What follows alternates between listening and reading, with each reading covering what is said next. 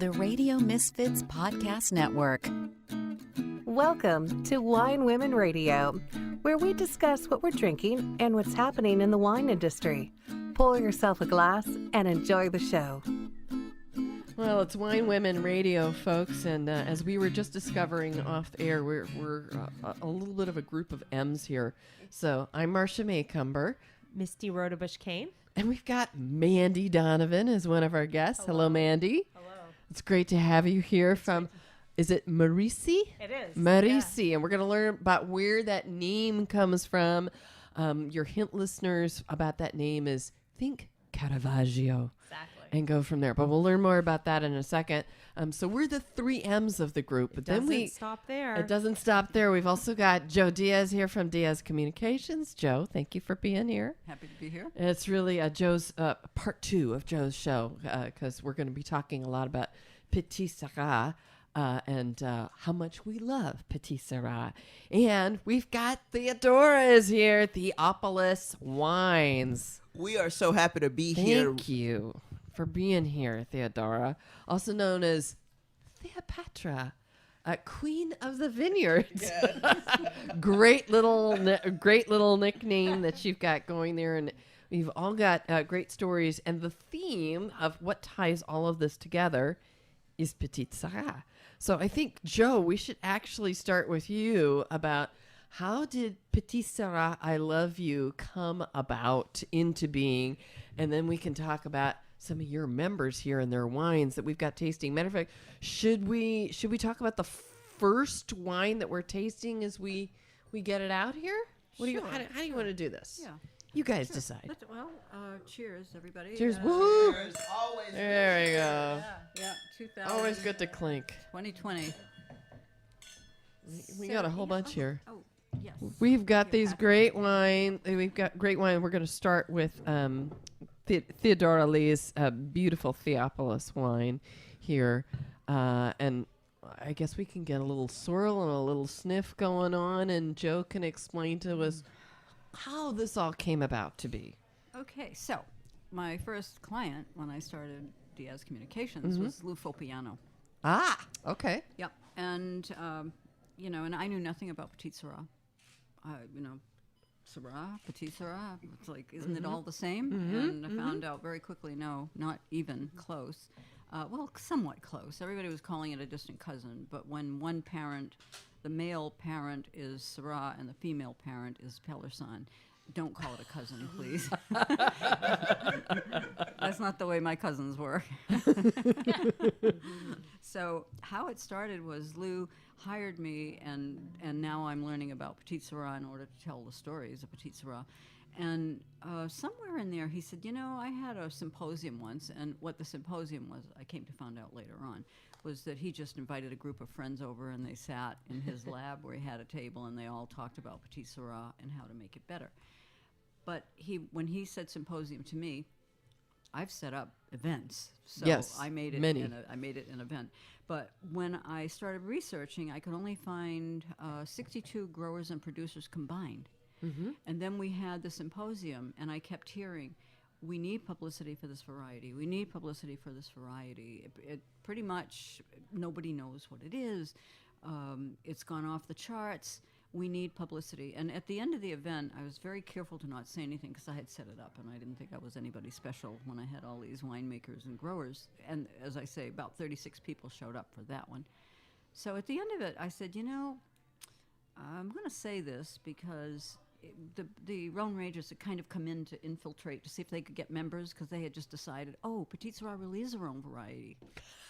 I was like, well, how nice of you. So what I said was, okay, I have one concern, and that is, ladies and gentlemen, if you become members of Rhone Rangers, what are they going to do for you? You're going to go into a group, and you're just going to be one of the Rhone varieties, but I don't see you, amplifying this.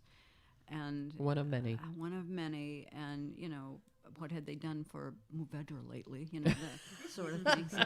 So I didn't say that. I told my story to Jose when I got home, and that he came up with that one. Well, what have they done for Mourvedre lately? So at the end of it, I had said, you need a single group. And one of the people came up to me after and said, tapped me on the arm and said, "Just start a group, dear." And I thought, oh, you don't know who you're talking to. When I was 7 years old, I'd gotten 5 cents from all my neighbors, the kids, to pay dues to be in my club. But Joe, all of that Girl Scout experience we were talking about in the first show. Oh, yeah.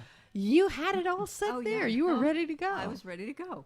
So when I sent out the evaluation, at the bottom of it, I put, if there is a group, would you join? Mm-hmm. And anybody that came out of that and said yes, I said, Jose, build a site. They will come. And he did. He built the site for me. And the first check that came in, Lou Fopiano allowed me to do it because it was pretty shaky because he didn't really know me that well. And could I really mess up and mess him up? So he was like a little bit of trepidation, but Joe just did it anyway. You plunged ahead, which I did. Makes I a went difference. forward. We're going to get this done. And so then Kent Rosenblum sent a check. God bless him. Jose, we're on. Yeah. We got $300 here. We can build a website. So that's how that began. And it really had a high time when I had reached that point where I was doing dark and delicious. We're wearing, we have these beautiful all aprons wearing that you brought. Yep, we're all wearing a dark and delicious apron, a lovely parting gift for everybody to take home, right? So we did this event in Alameda, and it really built. It really got big. But the Alameda, God bless the county, came in and said, "Oh, you're doing it here? Well, that'll be $3,000." And you were like, what? And I was like, you just took any profit I had. So when I was told, it'll be so nice to see you next year, I said, oh, I think you just eliminated my group. So, a lot of the members fell off because they really depended on that one event a year. So I've had to slowly get it back, and now we're doing an event at Copia, and I'm about to sign a contract in July for July 14th, and we'll go back to Copia. Because Bastille Day. Yes, Excellent. that's right. Last year it was Bastille Day. It was, yeah. Well, we're doing it again. Very nice. Yeah, Good. yeah. So it's come to this, and then it's because of these wonderful members that we have that support it. About $12,000 a year does not make an executive director's salary.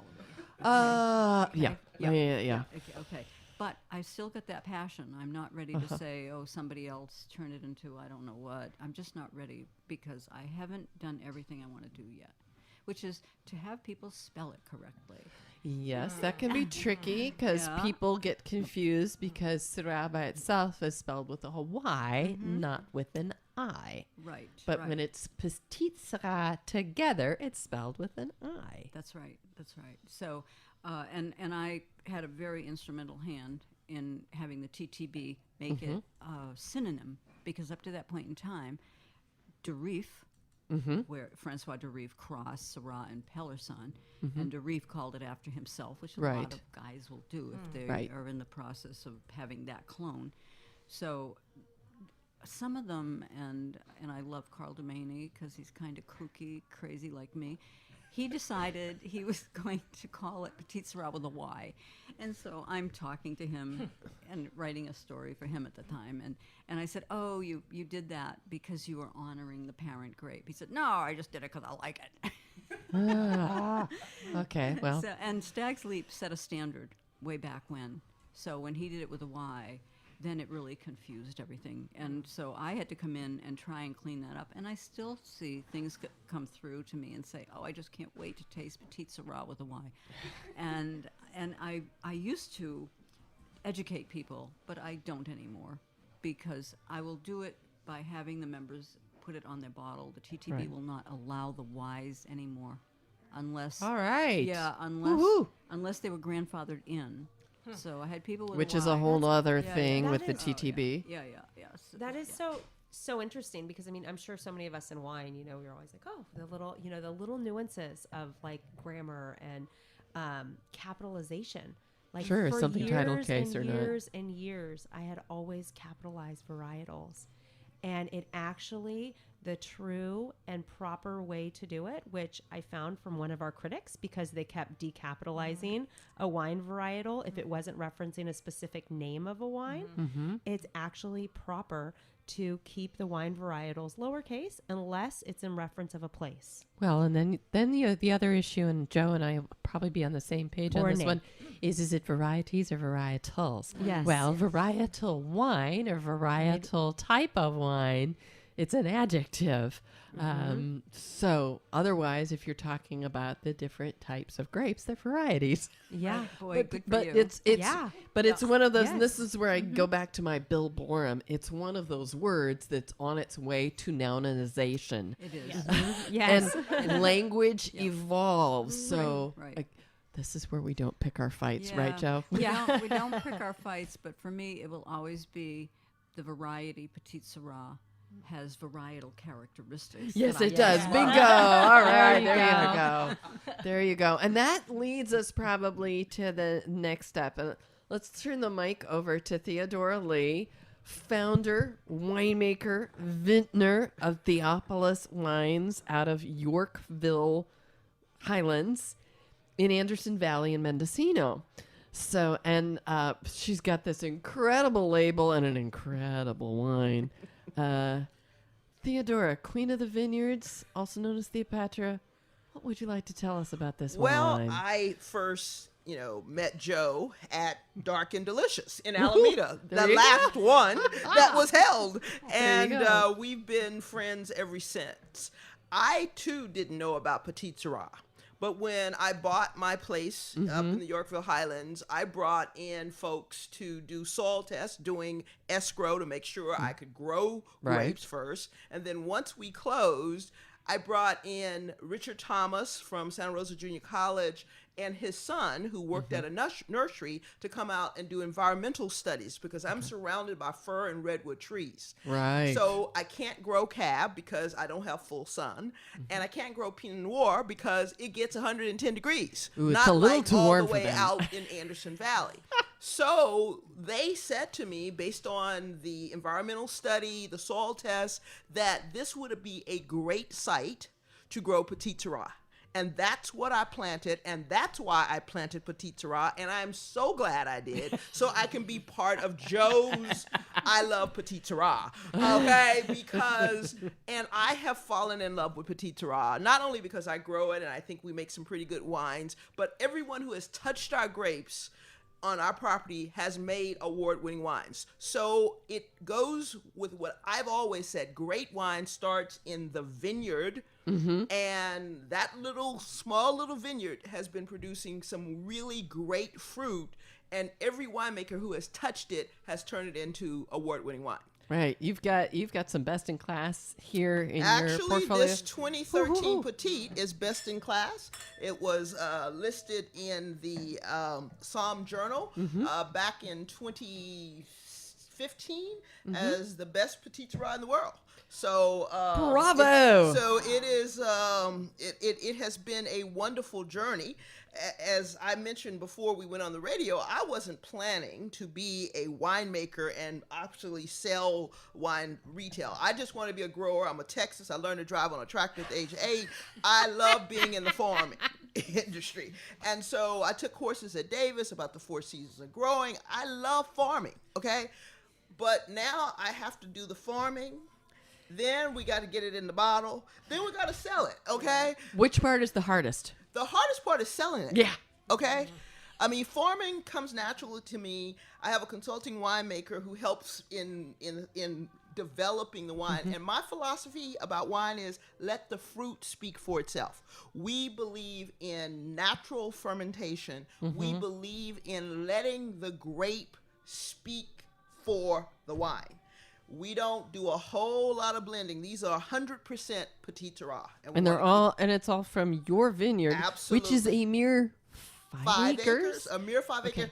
And quite frankly, I still sell half of the grapes to other winemakers.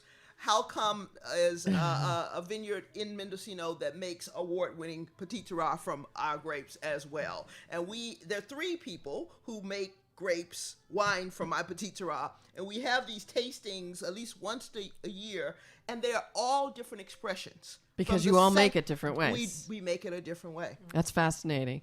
So let's talk a little bit about what's in our glass. We've been sniffing, we've been swirling, we've been I've been sipping. First of all, it's exquisite. It's very typicité to Petite Sirah to me. It's a lot of deep black fruit to me. Notes of red fruit in there. There's a little chocolate going on in here. The aromas on this are heavenly. Jo, you're ready to dive in on ready this. To dive in because the one thing I pick up from this, at first I got a lot of brambleberry right away. But Bramble. But what I get from it, and you will love this is a very feminine wine. And it's a feminine wine that's got guts. Like the winemaker. Yes, I would say. But let's pull the mic over to you. I since we're will having say this this is my most feminine wine. Oh, Of all the petites that I have bottled, my 2012 was not made with a plan. I was forced to bottle the 2012 because I was stuck with 8 tons of grapes from the buyer that was supposed to buy that 2012. And so I bartered to get my first wine made, which was the 2012. It won gold at Sunset Magazine. Woohoo. This is the 2013, and this was planned from day one when we picked all the way until it went to the bottle. And I like that you say this is a feminine wine. And I will tell you, this 13 Petite is enjoyed by people who don't even like Petite Sirah, because I have found there are people in the world who don't like Petite Sirah, and they will tell you.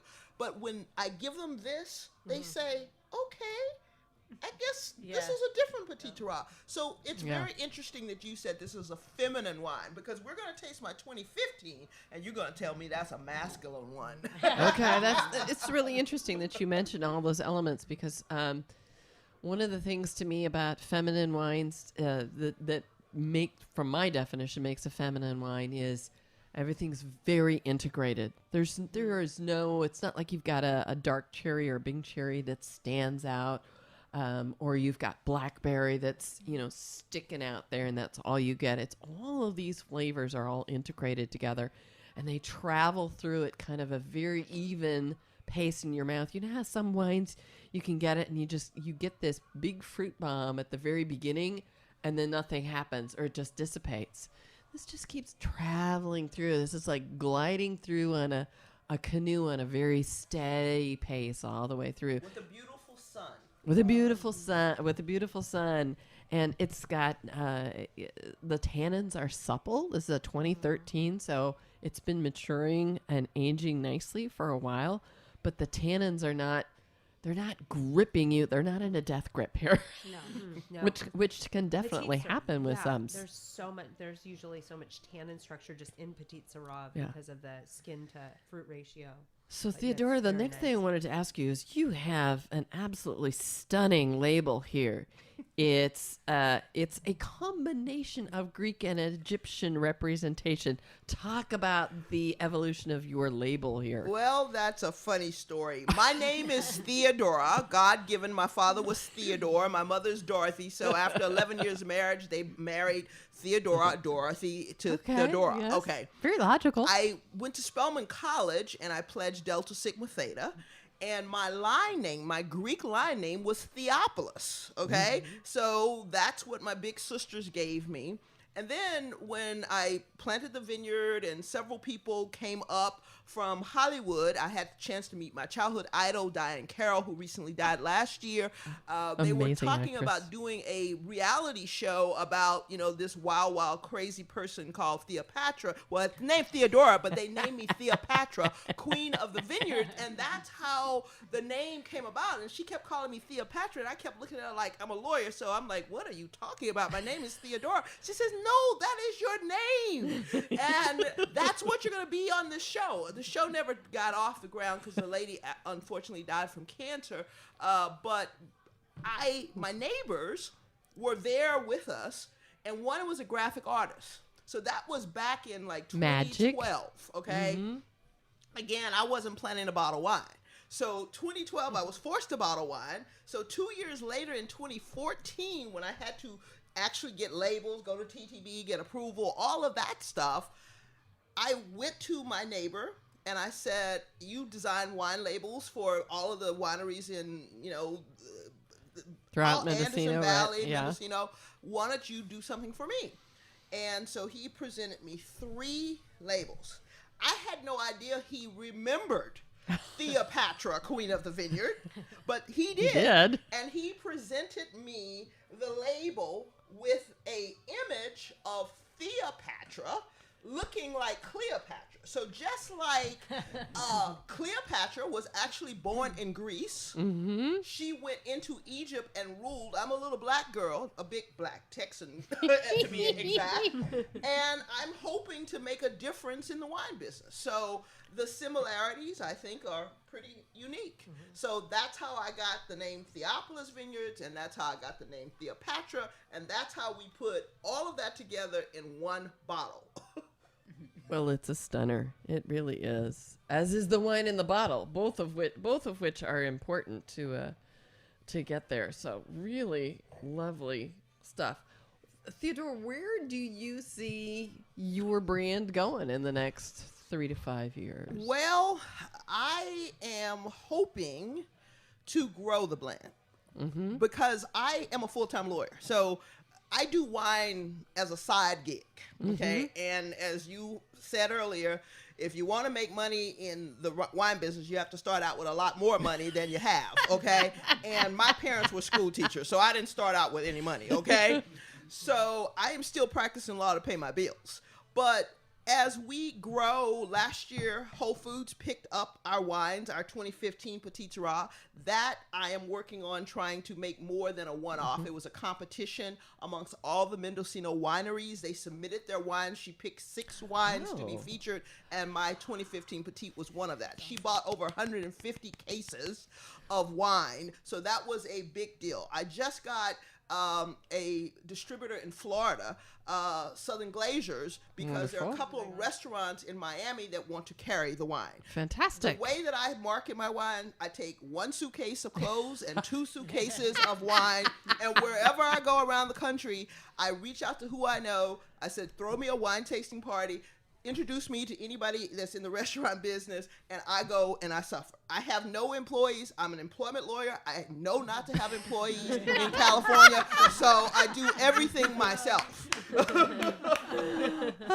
And considering that, well, with the exception of Misty, who is an employee of St. Superi, we're all basically self-employed here.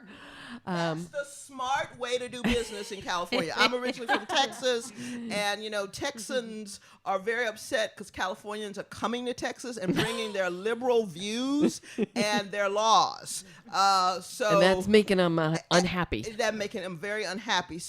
And if you read in any articles, there's the highest growth populations in Florida and Texas because they invite business. They don't destroy business like AB5.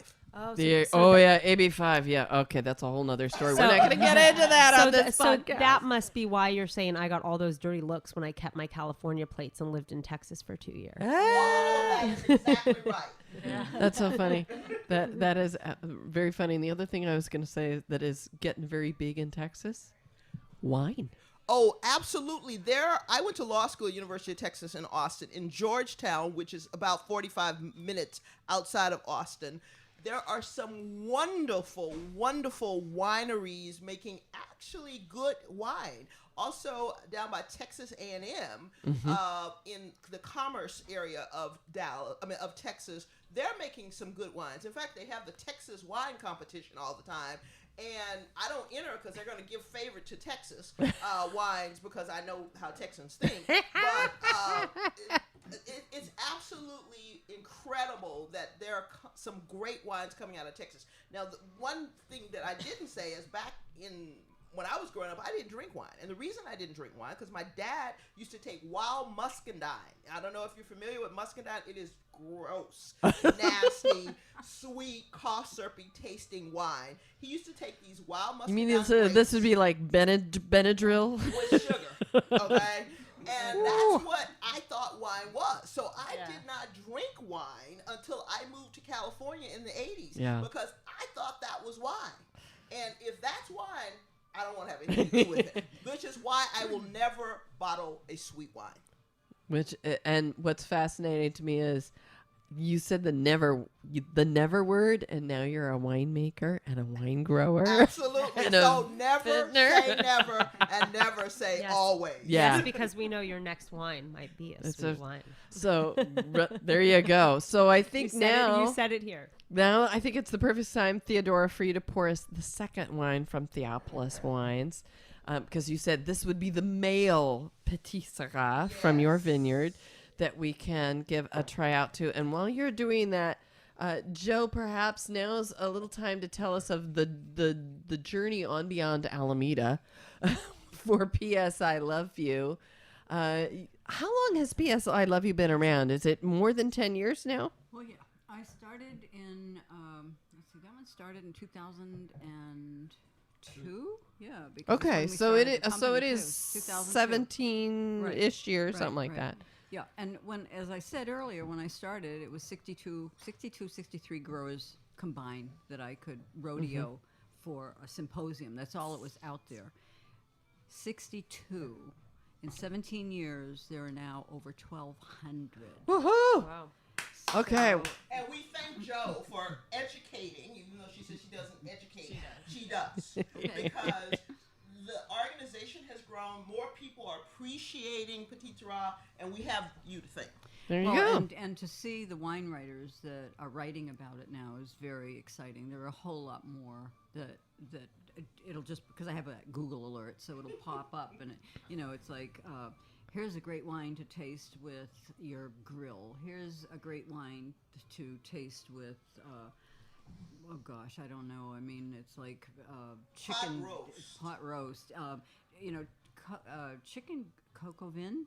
Oh, yeah. Yeah, you wouldn't think, but actually, yes. it Yeah. would work. So we don't have that rule of red and white, and Right. white should never be chicken because I have mentioned awesome. frequently on this podcast that a favorite dish of mine in the winter with chicken is a chicken mole sauce because it goes great with Petite Sirah. So now we're into the male vintage here, the 2015. Correct. So Theodora, tell us a little bit about this. I totally get what you're saying about this now being the male Petite Sirah from your vineyard. So talk Absolutely. about this. 2015 was a big year. Okay. I mean, much of the fruit that came out of 2015 was big, ripe, delicious. And this vintage is our biggest wine to date. Our 2017, which we just bottled, has many of the characteristics as this, but you have hints of chocolate. Basically, the fruit from 2015 produced a big, full-bodied wine. You have the plums, you have, black anise. I mean, you've got a lot going on, and the complexity. But the good news is, and what we try to do is, because Petite Sirah is highly tannic, Yeah, it is. we try to calm it down. So It even is. though this is a big fruit chalked wine, the tannins are quite low. And again, this is a 2015, so it's had some time in the bottle. And these are the only two wines right to date that I can actually open and not decant, although I believe in decanting all red wines. But, this structure is just natural from the grape. And I think it is one of the things, when I first bottled it, I came to your house and I said, this is like, I don't know. I mean, because I had been drinking the 2013, and so Very different flavor and so profile. Totally different profile. And I trust the Diaz's to tell me the truth, and I don't trust all people to tell me the truth. And so I went to their house. I took them this bottle. I took them a 13. I said, this is a total different wine. What do you think? Because I wanted to know whether I should open it and serve it at my bottle release party. And you said, yeah, just decant it. There you go. There you go. All right. I think we should give it back to Jo to answer that one up. So this is a very different wine. It's a very different wine, and I have just one thought with it, which is this one. Yes, it has that masculine appeal, but it's still really approachable. Oh, yeah. Yeah, it's like my grandfather came in smoking his cigar because I'm picking up that. Exactly. Picking up the tobacco Yeah, notes. the tobacco. Yeah, Definitely. definitely tobacco notes. And even though this is big and all of our wines pretty much going forward, our 2016 has a different profile because, again, the grape, the vintage helps dictate what the wines are going to be like. I do try to make sure we use 1/4 new oak, okay, and 3/4 neutral. And the reason we do that is because we do not want the oak to overpower the grape. The fruit is what people should be buying. And we want our fruit to And the place. be the centerpiece of the wine. And that's our wine philosophy. Very simple. Don't do a whole lot of adjusting. Let the fruit ripen. Pick it down. And in 2015, we picked it like 27 bricks. And then we watered back because the fruit was just huge and they were growing. And because I do sell my grapes to other winemakers, we try to coordinate picking, and sometimes we don't agree. And if they have a preference, I defer to them because it costs me less money to pay one guy to pick at the same time than Sure. to pick twice. Of course. So I defer, and in 2015, I deferred to Paul Gordon, who makes some wonderful Petite Sirah from Theopolis Vineyards. Can I ask, and do you know, what seemed different about this growing year to produce such a very different flavor profile? I think the heat. The heat? Yeah, I think you're right. I think it was the heat. It's a much hotter year. It was a summer. hotter year, and we had a 30-year drought. lot. We had like 2013, there was a lot more rain. Okay, but 2015, we had a little bit of rain and a lot of heat, and I think the combination of that made for a huge production and big bold grapes. Wow. It was Well, this hot. is- It was hot and dry that year. Thanks, That was Mandy. And our you know- third year of drought. It was dry. It had been dry, but the yields had been so down the last 2 years that And this was the first yield that really went up. way Yeah, up Big. significantly. It was a big year. And you see it in cabs. You see it across. It was a big. It was a big year. Everybody was scrambling for Yep. tanks, you know, and Tanks. space. Yep. Absolutely. And the other thing that Joe just pointed out, the name Petite Sirah is so ironic to me because the wine. It's an oxymoron. It is grapes, not little. Yeah. It's everything. It's the opposite of petite. The Petite Sirah grapes may be tiny inside, but they are bursting in flavor.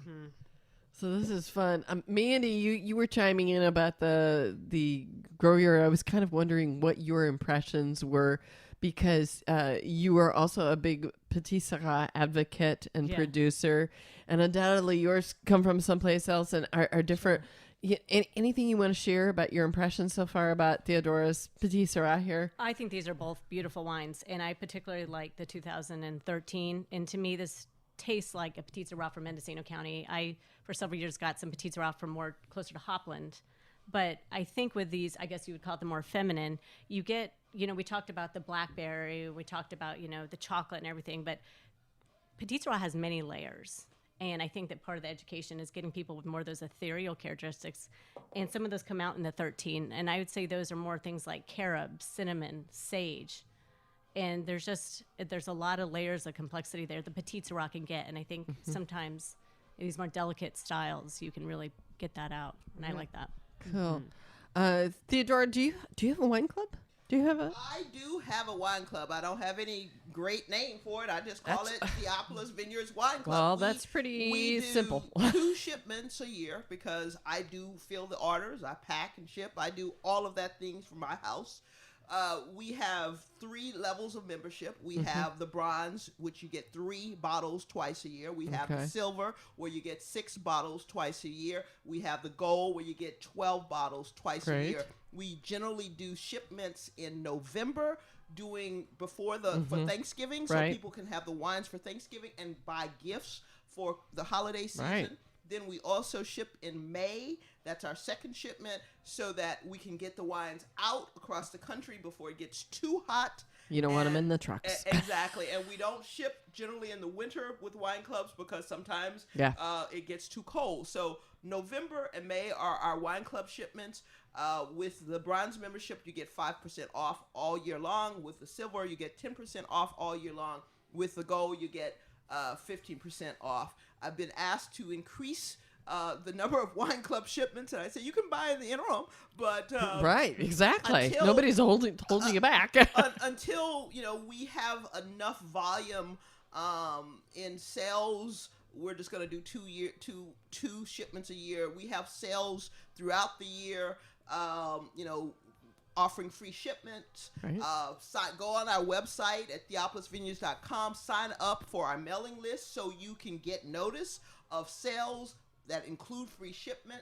And that is something that people on the East Coast love. They watch out for that because the biggest impediment to our sales outside of California is the shipping costs. Right. It is tricky. And again, for listeners, if you didn't get a chance to write it down or take notation, Theopolis Vineyards.com.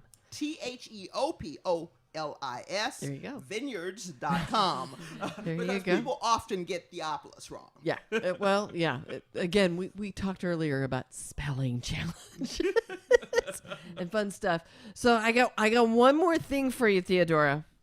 What are some of your favorite foods to pair with your wines? Well, being a girl from Texas and liking Southern food, oxtails.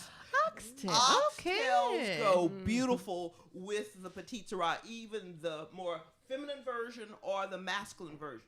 Also, being a girl from Texas, I like me a good old ribeye steak. I was going to say. And let me put it like this. I grill a ribeye steak and I drink the Petite alongside, and I make sure I also marinate that steak in the Petite Sirah, and that is a great combination. Ooh. Now, I'm not a chocolate lover, but a friend of mine, our friend in San Jose who helps you out a lot, she took my Petite Sirah to a chocolate company and had them make some chocolate bars infused with your Petite Sirah. Infused with my Petite Sirah, and that was an excellent combination, if I have to say so myself, and I don't like chocolate. There you go. There you go. I have to say one thing that to me that this would go with in the chocolate line would be Fran Gage's flourless chocolate cake recipe, and if you then put a dusting of powdered sugar over it with raspberries and vanilla bean ice cream, you will have died and gone to heaven with one of these Theopolis Petite Sirahs. In fact, a chef in Houston did the exact same thing, because when I started out with just Petite, and I do a white wine called Symphony, which is a very amazing grape that was created by Professor Omo at the University of California, Davis. And, I didn't have a whole lot of varietals. He served this with a dish, a chocolate cake, and then he put Bluebell vanilla ice cream with it, and drizzled raspberry sauce. Honey, I even had to enjoy that one. And we've got a wine dinner coming up, in two of them in Houston next month in February. Oh yeah, all right. So if folks are interested in signing up for that winemaker dinner and learning more, they can just go to theopolisvineyards.com to learn all about it. Yeah, and while you're talking about all of that, and I'm salivating, I'm thinking ribs. Yes. Oh, absolutely. And I have to take the mic back now because I make some fabulous ribs. Texas ribs are not like St. Louis ribs or North Carolina or Memphis, but we make some succulent, mouth-watering ribs, and that also goes. And as Joe and Jose know, I have a huge harvest and bottle release party at the property. And what do we have? We have ribs, we have chicken, we have potato salad, green salad, fruit salad, and unlimited house wine and beer. And then we taste through all of our wines. Nice. And that's usually in September. So sign up so you get notice of our bottle release party with a live R&B band. Keeps you on the dance floor all the whole time. And kids come, and it's friendly, and they can swim. Just don't drink. Yeah. Don't do them together at the same time. Not a good plan. Yeah. Well, this is absolutely delicious, and I want to make sure. Now, we got to shift over to Mandy Donovan now with Merisi Wines. Also, a Petite Sirah producer. It isn't the only variety of wine that you produce, but we're focusing on the P.S. I Love You wines right now. Mandy, we should pour some of yours. You can, or you can have somebody else pour for you. It's very difficult, I know, to juggle microphone, speaking, and pouring at the same time. It is well on beyond the whole head patting. And here, I'm reaching for the spit drop bucket here. There we go. Hope I got it. All right. I'll let you pour that, Theodora. Oh, no, look at this. We bottle unfined and unfiltered. All right, there you go. You have it straight from the vintner's mouth, unfined and filtered from Theopolis. But here we go. We've got Merisi. So the Caravaggio story is very interesting. And I don't know much about your background. Did you have an arts background, or were you simply fascinated by the paintings of Caravaggio? Tell us the story about how this all came about to be. So the last name is Donovan. That sounds too Irish. It sounds too much like whiskey to put on a wine label, right? So that was part of your decision making. Okay. So Caravaggio is a personal favorite. Okay, and it's Italian. And it's Italian. And Italians are associated with wine. Right. Okay, I got it. And I had the opportunity to work in Italy, in Chianti Classico, and went around and actually got to experience. He's one of the few artists that is still accessible in public art. You know, you have Bernini's Elephant in the square in Rome, and then you can go to 3 or 4 several public churches in Rome and see Caravaggio's art. And I loved that appeal of approachability and accessibility. Important in wine. And he was a personal favorite because he was very distinctive for his period. It's not supposed to be an art history lesson, but he came at the end of the Renaissance, right? During these gilded Jesuses and the smiling Marys, and it all looked wonderful and everything. And he said, well, I don't think that's how it probably really looked. And he drew the pilgrims, with their dirty feet and bare feet. And he saw, with a focus of light, he just focused and said, this is probably what it really was like. And it drew you in. And that was one believable. of the right. And it was one of the big differences that took place, having taken my art history class. Yes. Is going back, there was not exactly lifelike depictions going on. It was an evolution through the Renaissance, and Caravaggio made a leap forward. Exactly. So you made a leap forward, Mandy. Right. And so my background's more from the inside out approach. I'm a trained winemaker. I had an agriculture background, fell into the wine industry, ended up getting my degree in it. And I was the winemaker who said, I'm never going to do my own brand. I do this all day. And when I started, it was when everyone was starting their side projects, and everyone said, what about you? And I said, absolutely not. Well, then, never say never. And one day somebody approached me, a friend who's a grower approached me and said, hey, I have some extra fruit. Do you want to play with it? Well, sure. Sounded like a good deal. And I did it. And then I actually grew up drinking Petite Sirah, probably before I should legally say I was. But my parents drink, That's okay. Nobody's going to arrest you. And I grew up on Fopiano, and I grew up on Rosenblum and all these great Petite Sirahs. And then somebody else said, hey, Diener Ranch in Lake County has some Petite Sirah. Again, are you looking around? Do you want to? And I can't say no. So I said yes.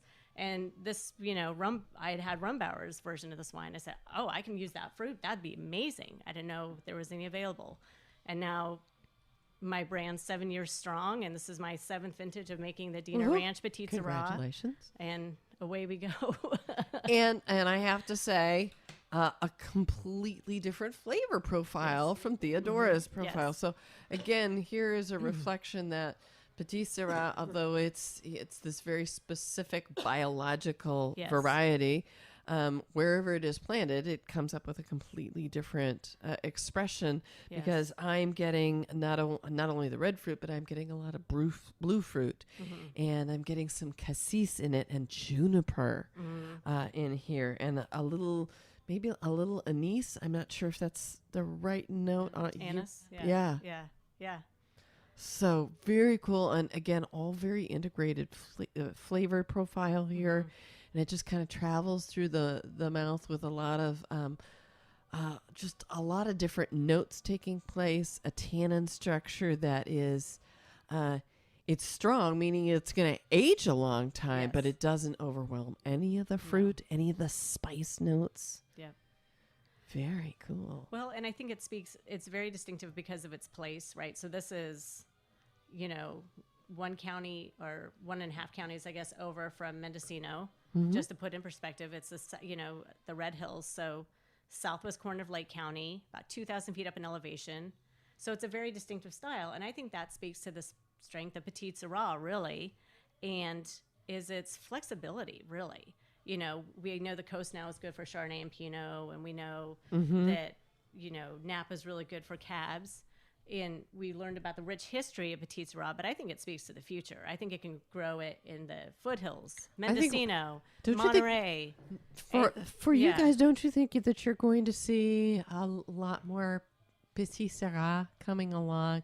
I think with climate change, with everything getting hotter, Cabernet is not going to do as well in Napa Valley for a long time. Oh, Joe's ready with a comment. The Petite Sirah loves so much heat and does so well with it. Right. First of all, this is a very elegant wine. It sure it's a is. Very beautiful, elegant wine, and because I have that super palate where I taste just one thing and then I have to go through the layers, it's a little challenging. It's not fun to be a super palate, people. When somebody says you have a super palate, it's not a compliment. Just know It's harder for us to sort out where the flavors are and which ones are hitting first. It's a panoply all at once. Yeah, instead of the melange, what I get hit with is one thing first, then I can break it down. So I'm going to say blueberries. I'm from Maine. We have wild Maine blueberries. That's all I want is wild Maine. I got the great big fat ones out here that have a lot of water. I'd rather have the concentrated. That's what you've got. You've got like a really focus for me in the blueberry, and then everything else you've mentioned with anise and all the spices and it's beautiful. That come in. It's beautiful. So congratulations on that. Thanks. Really? Thank you. It is. Yeah, and Mandy, what do you like food-wise? What do you like to pair with your Petite Sirah?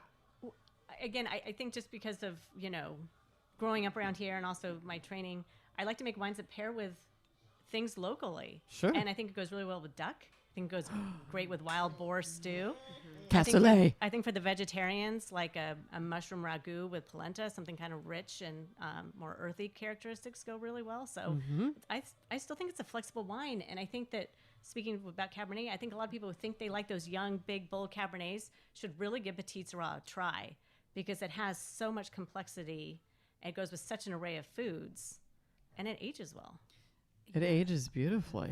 And another point that I wanted to make when you were talking about all this wine and global warming, I did a wine trip as a writer to France this past July. And what I learned is the winemakers over there are beginning to talk about Petite Sirah. Why did the French reject Petite Sirah? It's because when it grows, the berries are tiny, and that's the petite. The flavor is not, so never evaluate it that way. So you get these tiny berries with concentrated flavor, but the berries, what has happened with that cross-pollination of them, it's not pollination, but the crossing of them, is when the berries come out, and I'm taking my fists and I'm putting them together, and The clusters are very tight. Two fists coming on top of each other. When you take a cluster of Petite Sirah and you look at it, there are the berries inside. They're all tight. Now, okay, so you got France. They're big, and they're tight. And if there's rain, which Europe is known for having rain in their season, and it rains, they're so tight that the water goes in between all of these berries, but when the sunshine comes out, they can't dry because they're within the cluster. So that equals bunch rot. Yeah. So the French were like, oh, we're not touching this. You can get it out of here all you want. And all of a sudden they're looking at it again and saying, well, you know something? We had a lot of sun this season. And we had, if we had an occasional rain and then the sun came back out and dries it all out, maybe we want to reconsider Petite Sirah. Because guess what? The Americans are doing something with it. we are the country that grows the most Petite Sirah grapes. Are we really? Yeah, we are. Fascinating. Yeah, we are. We do about 12,000 acres of it, 12 or 10, 12,000, whatever, tons of it a year, where it's not happening in the rest of the world that way. They might have a couple brands that do a few barrels, and a barrel equals 24 cases. So if they've got a few barrels, they're less than 50 cases a year. This is a winemaker's wine. This is a winemaker's wine. It's really stunning. Winemakers love to make this wine. And it's also, you know, for listeners who may not have been out in the vineyard, it's a stunning variety to watch grow and develop, because it's big in the vineyard. It grows big clusters. Yes. It's got big lot of leaves. fruit, yeah. When they desiccate, they get beautiful shades of red and orange and yellow. It's just big, big, big. One thing, it's not a Tintourier grape. So it's not. It's not that the pulp is also. So that is not what it is. It's like Alicante Boucher is a Tintourier grape where the pulp is also red. So but it's still getting, because of the ratio. Having been very small grapes, you've got a small amount of pulp to a relatively equal amount of skin. Whereas other types of varieties are going to have a lot of pulp to a small amount of skin ratio there. Right. So you don't have the same kind of color coming through that you do. These all have just the most stunning color to it. You've got some really nice deep ruby garnet colors to them. And around the edges, you know, it gets a little lighter there, but the structure is going to have it hold together for years and years. And I bet it's really fun for both of you to see how your wines evolve as they age. It's always so much fun. It really is, especially the 2012 for me, which was my first vintage of bottling. And even though it was a mistake, I go back and visit that, and I see that it is even better. Time today has been nice to it. than when we first bottled it back in 2014. And that's the one thing about Petite that I think people don't recognize. Everyone thinks about cab and aging that, but Petite only gets better with time. I mean, most of these wines drink their best 10 years, not 1 or 2 years. Right. But most people in the United States, at least my friends, they don't want a cellar wine that long. They want to drink it right away. Right. And I'm like, okay, go back to some earlier vintages and drink those, but lay these down and let them age. Well. But that's part of the education process. Yeah, it sure is. So, Mandy, I want to go back and make sure people know, do you have a wine club? Oh, we don't, but we just sell online. There you go. Yep. It's really easy to do that. So the website is? MerisiWines.com. All right. MERISI. Yeah. Yeah. So just to draw back to Caravaggio, his real name was Merisi. Michelangelo Merisi di Caravaggio. And so that was the town he grew up in. So his real name is right. Merisi. So if you just to draw it back. Yeah. Yes, your little, the Italian connect to hints, that. like when you go Da Vinci, Da Right. Caravaggio, Right. names are always first name, last name of the town that they came from. exactly. So Yeah. Caravaggio So, was yeah. the originating town. Right. And that's, even though that's what we know his name by now, Right. he was, Right. Michelangelo from Caravaggio. Exactly. But Michelangelo. Merisi. Right. All right. As a writer, I'm going to speak as a writer now, not the Diaz Communications or the Petite Sirah, but as a writer, wine blog. The one thing that you mentioned that just caught my ear was that, well, this really isn't art history. When I'm writing, Yeah. I go to every historical factor I can find so that when I'm retelling the story, I bring in really intriguing, I would hope, for readers to see something. I want to see them beyond the glass and the wine, the wine in the glass. I want them to see what I call terroir is everything from the environment to the soil to the people and the culture who have developed it in a certain way that is different than where it's being developed somewhere else. So to bring in that Italian art, thank you very much. Yeah. Sure. Yeah. And I get your reasons, Mandy, for going, Donovan, not exactly, Right. you know, a name that Right. makes people go, is this a wine name? And, Right. you know, because people, you know, you think all across the U.S., you think Iowa, we had the debates, you know, last Right. night on the air. So the rest of the country goes, okay, Gallo, Sebastiani, these are familiar names to them from history of wine in the U.S. So it's harder when you're Right. creating your own brand Sure. to do those things. And that gets me to the next point, which is we try to talk a little bit on the podcast about challenges to women or just challenges to your launching your own brand and business. This Sure. is not easy to do. No. What do you want to tell people about, I don't know, some of the lessons you learned or advice you would pass on down to women who might be listening who are considering jumping into the wine industry? Get ready to hustle. Great it's not- advice. Yeah, It is a lot of and- hustle, isn't it? And it's a lot of hustle, and it's one of the most important things you need that I actually think is associated with hustle, but it sounds contradictory, is patience. There's so much patience involved with this whole process from when you're first planting the grapes. Then you got to wait 3 years to get decent fruit. Minimum. And then then you got to time the pick, and then you got to barrel age it for 2 more years.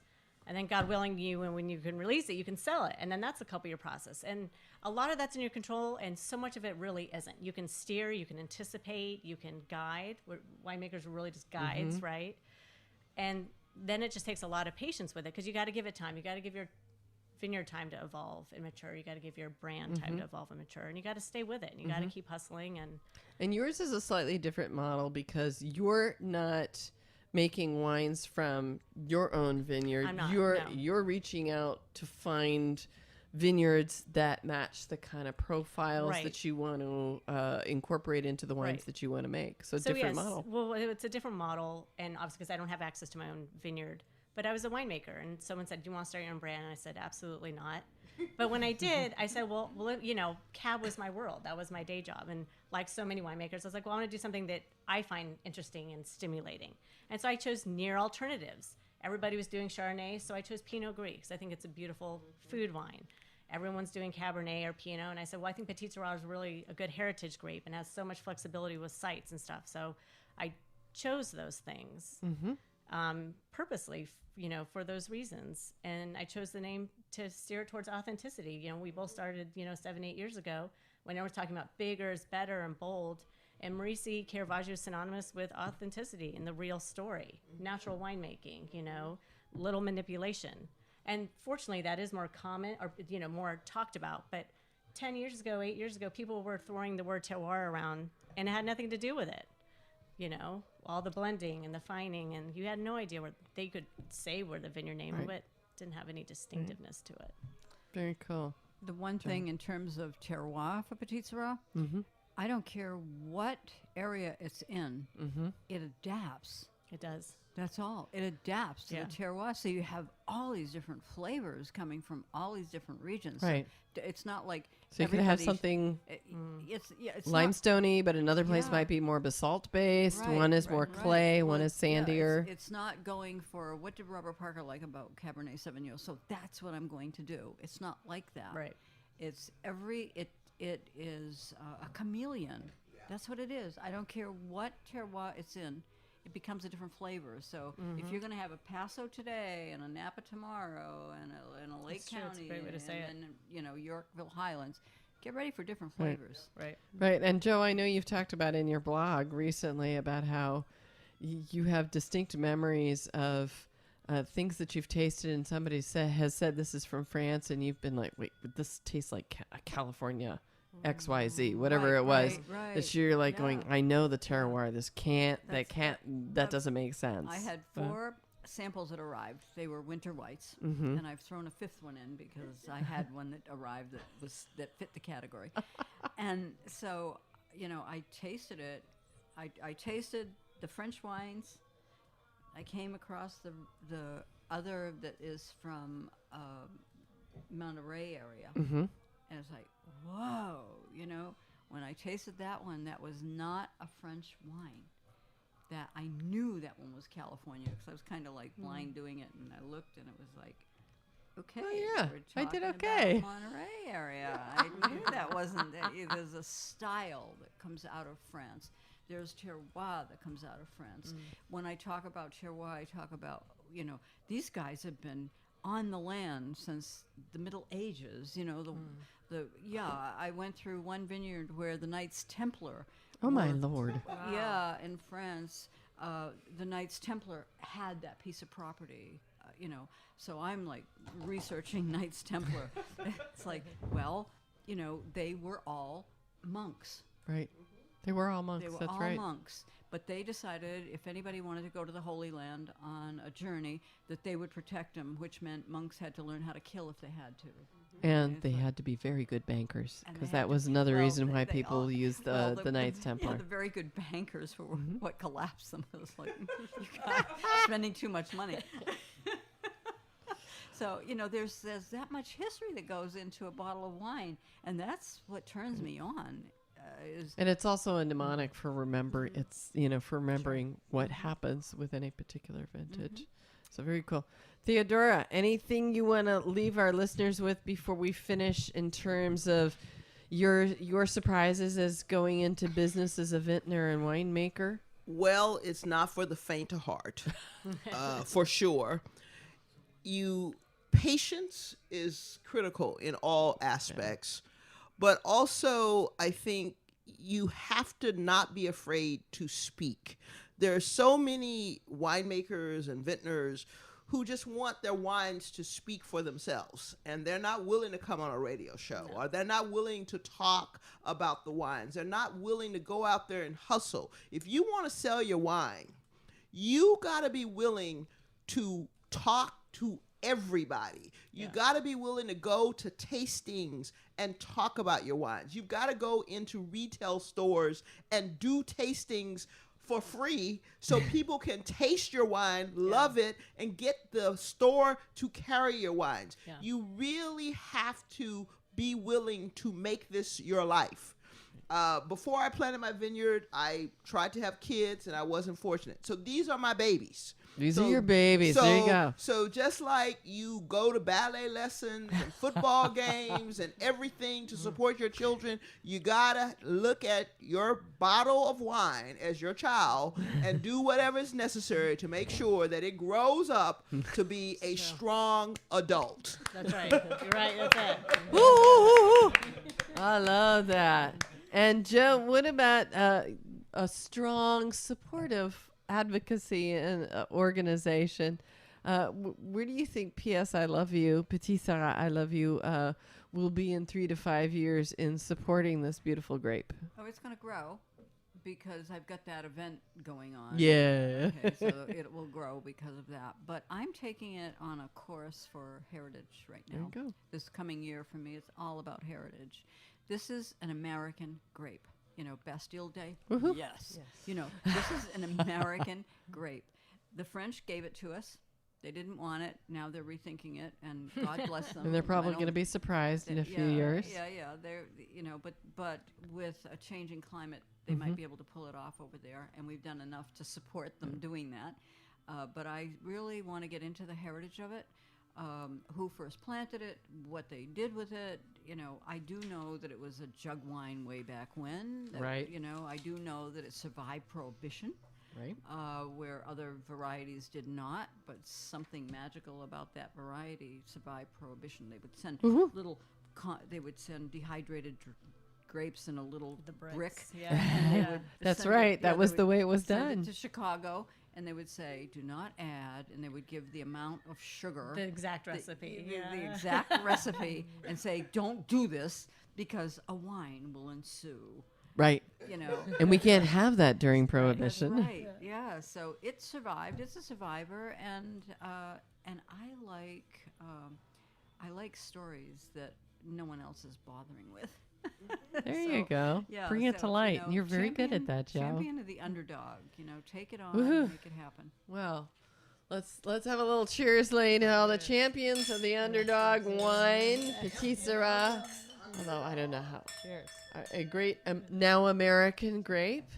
And if you want to learn more, first of all, Go to the P.S. I Love You tasting event at Copia on Bastille Day, July 14th of this year, 2020. You can also sign up for the mailing list at... Well, I have to create a mailing list.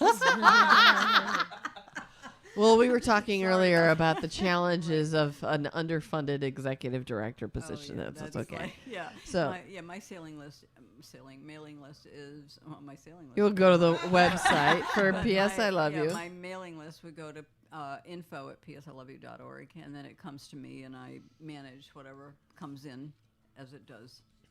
Which is good, which is not too bad to deal with. It's not a busy job, but it is one that keeps me thinking about how can I continue to tell this story so that people are curious enough to do something with it. It's all about curiosity. I like curious And you can people. follow on Instagram. P.S. I Love You is on Instagram. Yes, I think it's I Love You he _Petite knows that _Sirah. Yeah. And as we said before, you can go to either Jo Diaz Wine on Instagram or Jose Diaz Photos. And people can see actually them. keep up with the winery on the homepage. It's psiloveyou.org. There you go. I started wineblog.org because I'm a marketer, and I looked it up the night before, and it was available wine-blog.com, and the next day someone else on the backside saw that one and decided to buy it. So the next day I went with wineblog.org because I'm pretty organized. There you go. That's how that one works. Yeah. Very clever. Yeah. Very clever. Very easy to find. Merisi Wines. Yep. Is it merisiwines.com? .com. There you go. All right. That's how you find Mandy Donovan's wines, including her great Petite Sirah, but that's not the only one. And Theodora Lee's wines are found at Theopolis Vineyards.com. You can sign up there. You can purchase at both places. You can also sign up for the wine club at Theodora's site. You can also go to Panel Wines, where we're at right now, panelwines.com. We're in the loft, in the private tasting room in the back, which is a nifty little space where you can watch the big game or the big Oscars, depending upon, what you want to do, and have a private tasting back here around this beautiful big wood table that we're sitting at right now. You can also go to saintsupery.com. You can find Misty there, but also she helps sponsor this show through Saint Supery. Appreciate that, Misty. Yeah, we're launching some fantastic initiatives. We have a great sustainable seafood tour that's going to start this spring. So check out. Very cool.